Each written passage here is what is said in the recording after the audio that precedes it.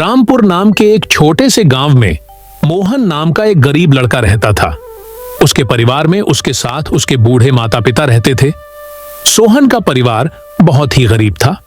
उनके पास ना तो कोई जमीन थी, न ही खाने के लिए कोई साधन था। सोहन दिन भर मजदूरी करता और उससे जो कुछ भी कमा पाता उसी से अपने पूरे परिवार का पेट भर लेता। यह देखकर सोहन के माता पिता बहुत दुखी होते। हमारे पास ना घर है और ना ही अपनी कोई जमीन।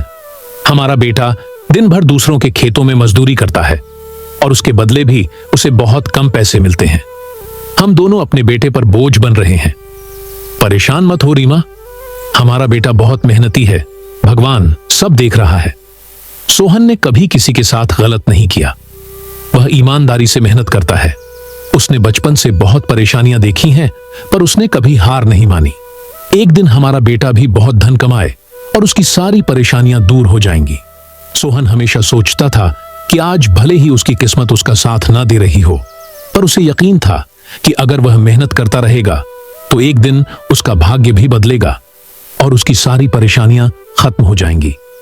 एक दिन सोहन लाला राम जमींदार के खेत पर काम कर रहा था। लाला राम पास के एक पेड़ के नीचे बैठा था।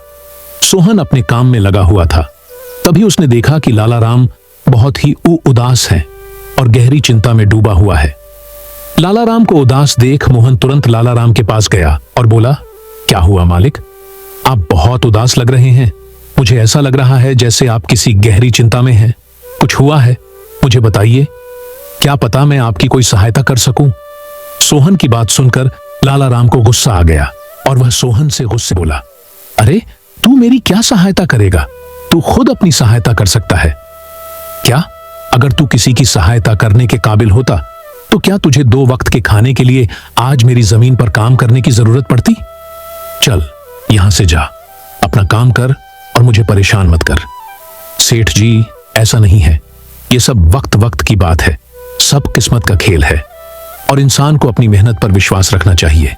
आज भले ही किस्मत मेरे पक्ष में ना हो, लेकिन अगर मैं ईमानदारी और लगन से मेहनत करता रहूंगा तो किस्मत भी एक दिन मेरी तरफ झुक जाएगी। मेहनत और धैर्य से तकदीर के दव खुलने में देर हो सकती है, लेकिन मेहनत कभी बेकार नहीं जाती। मोहन की बात सुनकर लाला राम बहुत प्रसन्न हुआ। अरे सोहन, तेरे विचार तो बहुत अच्छे हैं। तेरी बातें सुनकर मन को एक सुकून सा मिला है।